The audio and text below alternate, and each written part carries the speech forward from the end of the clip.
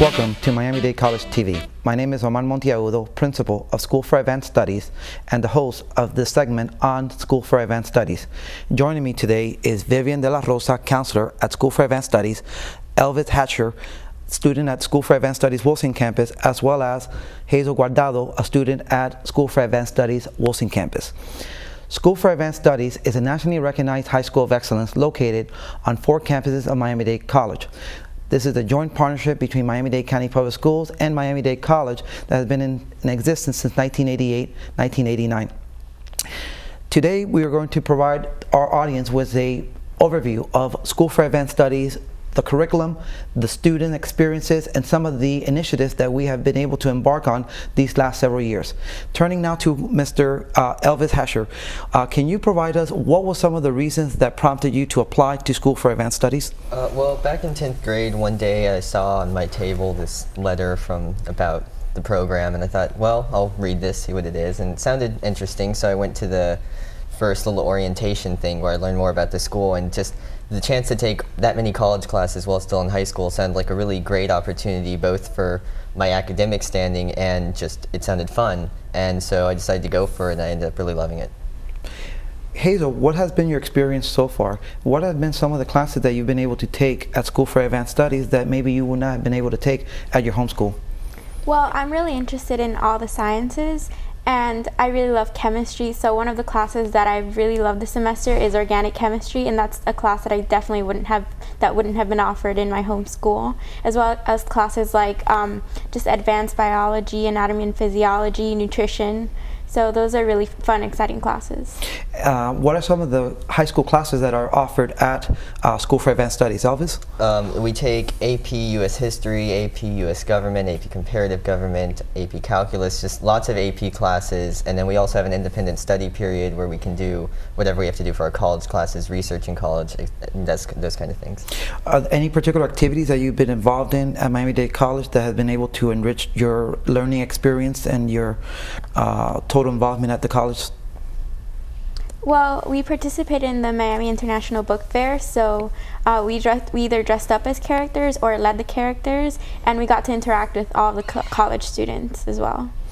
Now, going back to your transition from a traditional high school to School for Advanced Studies, how were you able to, for example, manage the course load? For instance, how many credits are you currently taking, Elvis? Right now, in addition to my high school classes, I'm taking about 14 college credits. And it's a lot of work at first, but you get a lot more independence at the School for Advanced Studies, so that gives you a chance to kind of manage it. Hazel, I can imagine it's extremely stressful for a student who's taking 14 credits. In addition to that, are taking, for example, AP Calculus, AP Government, AP Comparative Politics, and AP Literature all in the same year. How have you been able to balance your workload without losing your mind in the process? Like Elvis said, it's really about managing your time. You do get a lot of independence. So, for example, on Mondays, Wednesdays, and Fridays, I'll have like an hour and a half of independent study time, and I'll take advantage of that time by doing homework or anything that I need to do. And then if I have anything left, I'll just finish it off at home. So it's actually very manageable. School for Advanced Studies prides itself on being a small school, being able to create a family-like atmosphere.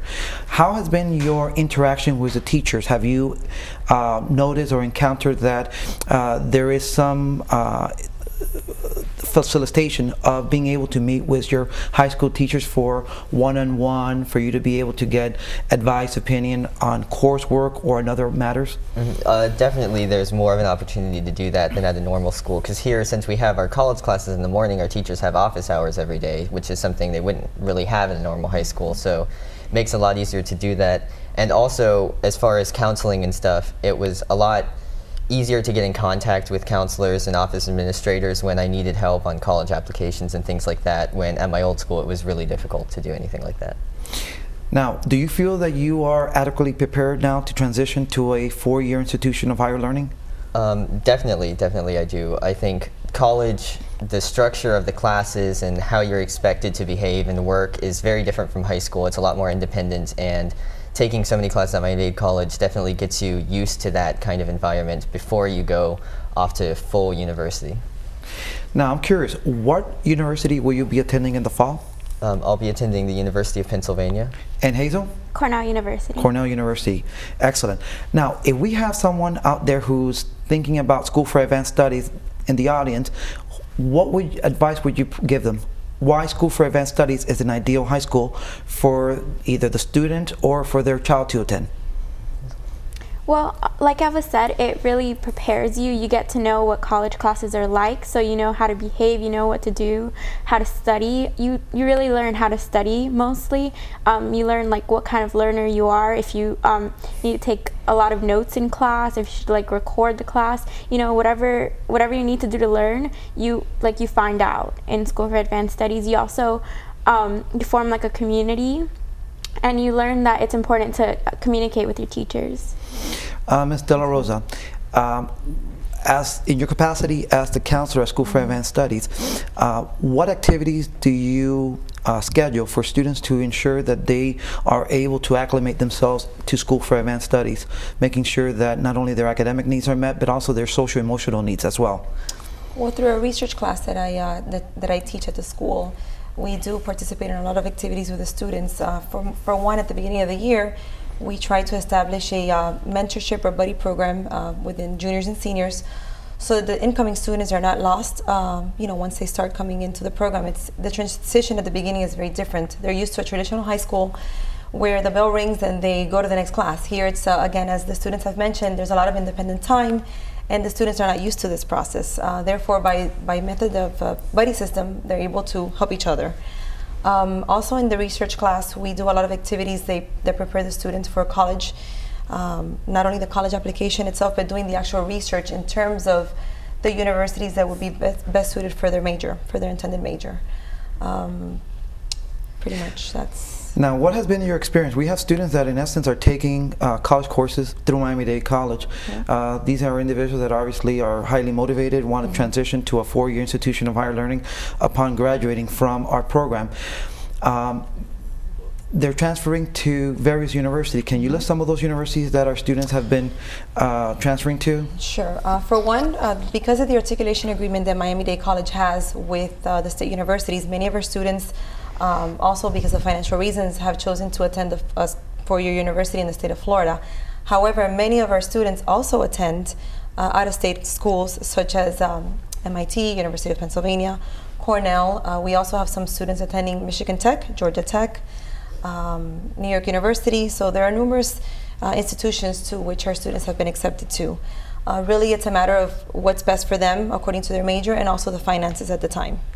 Has it been your experience that they have been able to transition, it's been a seamless transition for these students transferring their credits from Miami-Dade College to, let's say, University of Florida, Florida State University, University of Miami? Absolutely. As a matter of fact, as an alum of Miami-Dade College myself, I actually transitioned from Miami-Dade College to Florida International University, where I majored in education, and everything, it was a seamless process for me. So throughout my 7 years at SAS, it has been the same for all my students, thankfully. So it is a great opportunity for them to not only come in and become acquainted with the whole college, high school system, but at the same time be prepared for a more rigorous program after they graduate. And it's my understanding that this year, for instance, at School for Advanced Studies, we have 80% of our students that are graduating with their AA degree. That is correct. So especially now that it's extremely beneficial in this down economy, and the fact that tuition is going up every single year, this is an incredible cost-saving program.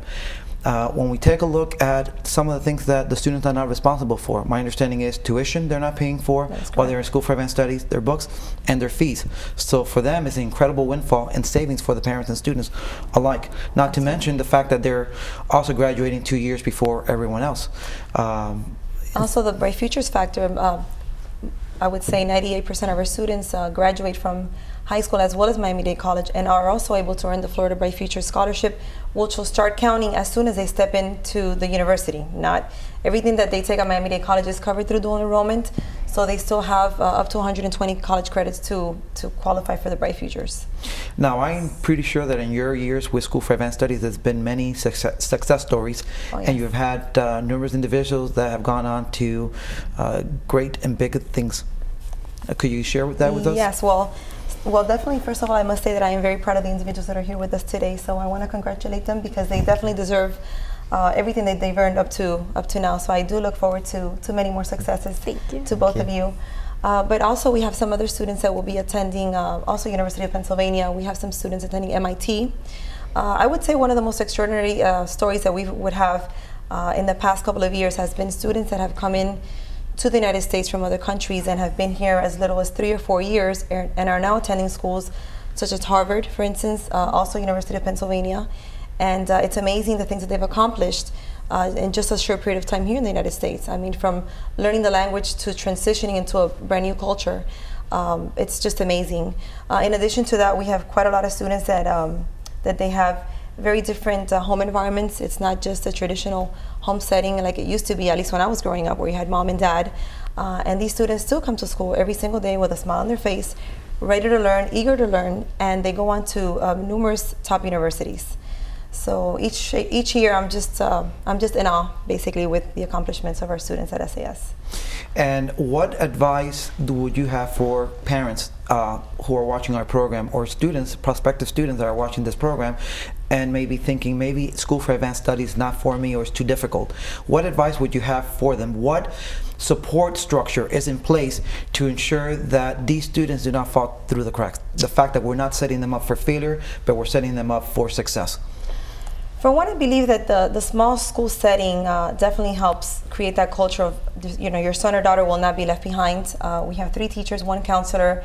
You don't have to make an appointment to see your counselor, so that's a huge difference. I have worked in a large school setting where I had 600 students over to attend, and it was almost nearly impossible. There's 365 days in a year, and many students did not know who I was. Whereas at SAS, these students have the opportunity to meet with me every single day or every other day. At that, and I have an open door policy, but not so much with the counselor, but also with the teachers. Again, they have that open line of communication where they can come in, and we are a family. That's one of the things that we really pride ourselves at SAS. We know if they're suffering, we know if they're hurting, we know when they're happy, and we share those feelings with them. So it's really a great place to be. It would be a mistake not to bring your son or daughter to SAS. Perfect. So. And the last thing, if you were to do this again, Elvis and Hazel, would you reconsider? I would definitely choose SAS if I were to do it again. I definitely wouldn't choose a different option. Well, we'd like to congratulate you. It looks like you're off to UPenn and you're off to Cornell. Congratulations. And thank you for joining us today. Thank you. As we go now to break, we'll be back with other members of School for Advanced Studies that will also speak on various initiatives that we have planned for the upcoming year.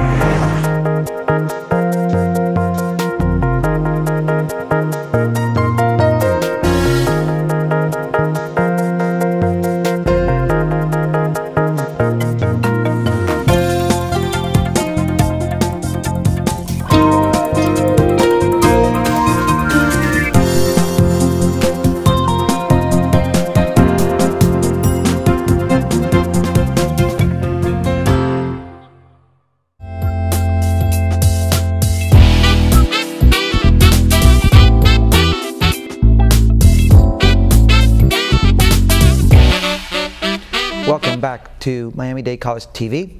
Once again, my name is Omar Montiagudo, Principal of School for Advanced Studies and host of this special segment on School for Advanced Studies. And joining us today is Mr. James Coates, Activities Director at School for Advanced Studies, Sophia Lund, who attends School for Advanced Studies Wilson Campus, and Stephen Clonge, who attends School for Advanced Studies Homestead Campus. Thank you for joining us today. I would like to ask Stephen and Sophia, what prompted you to apply to School for Advanced Studies? For me, it was my parents. They saw that it was a very well-known school. It was nationally recognized by Newsweek magazine, and they decided this will definitely help you out, get into college, and so we went from there. And Sophia? Well, I feel like I succeed when I'm challenged, so I felt like School for Advanced Studies would be a great challenge, so a great place for me to succeed. I also had lots of really interesting classes, like higher level physics and oceanography and marine biology and microbiology that I've been able to take that I wouldn't have been able to had I gone to any other high school. So. Well, one of the things that School for Advanced Studies prides itself, aside from having a rigorous academic coursework, is being able to provide our students with a variety of activities.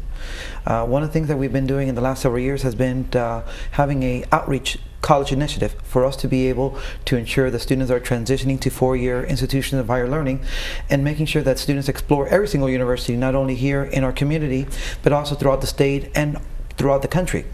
With that said, Mr. Coates, can you share with us some of the initiatives that School for Advanced Studies has undertaken, and what do these college tours that I hear about entail? Sure.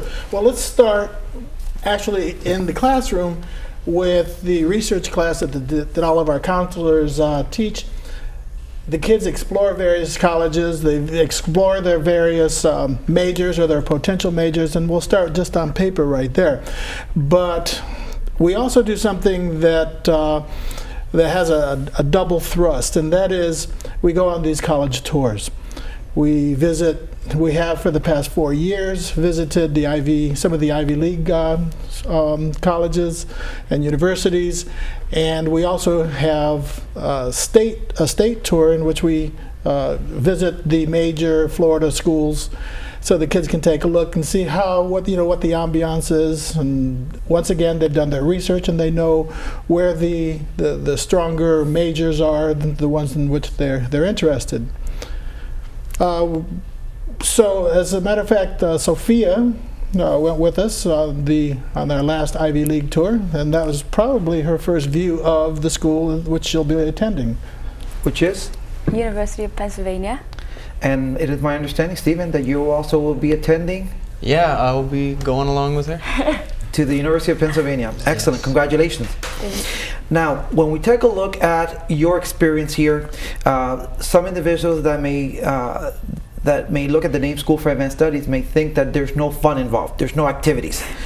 What can you tell us about some of the activities that School for Advanced Studies offers? Okay, so probably my favorite is prom. They actually allow you to go to prom as a junior as well as a senior. And I had a tremendous time at prom.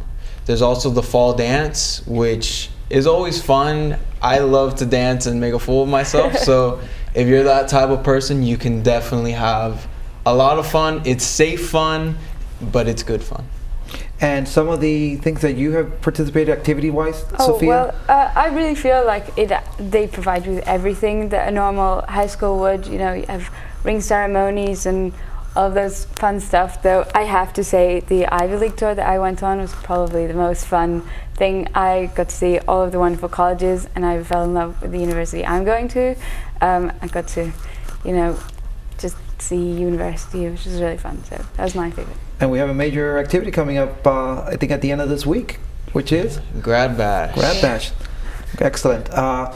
If you can go ahead and touch on some of the other initiatives that are coming up. It's my understanding that on May 19th we have a major event taking place at our Wilson campus. Can you shed some light into that? Indeed, and like I say, we have a twofold movement in this college initiative, and that is to get our kids interested in these schools that are outside the state of Florida, but it's also to get those schools interested in the School for Advanced Studies.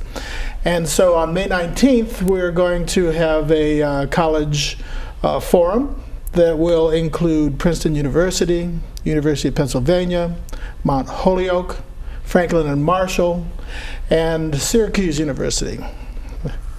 I'll always love Syracuse University. Some of the great running backs in the NFL have hailed from that university. Excellent. Now, when we take a look at School for Advanced Studies and we look at the student profile, we have 100% of our students graduating from high school. We have 100% of our students going on to a four-year university.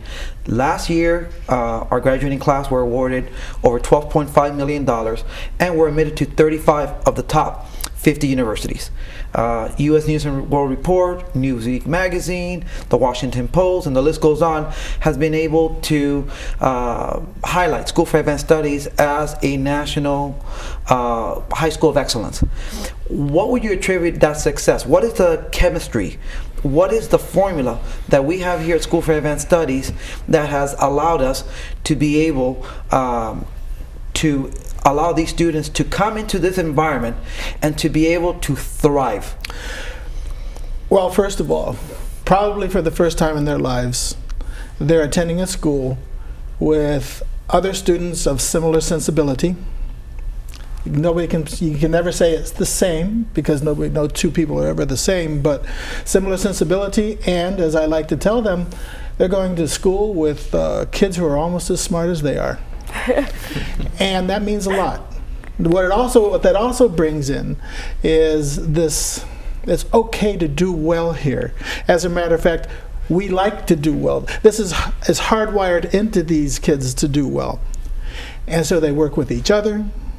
They have an amount of freedom within their confines. If it's kind of like writing a sonnet, you know, this freedom within the sonnet. Right. But they have this level of freedom that they really don't have in any other high school, none that I've ever seen.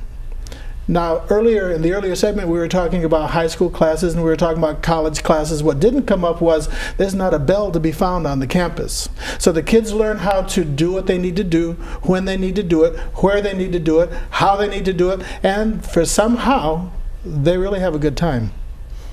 Because in all this work, they're also playing with each other and having a good time.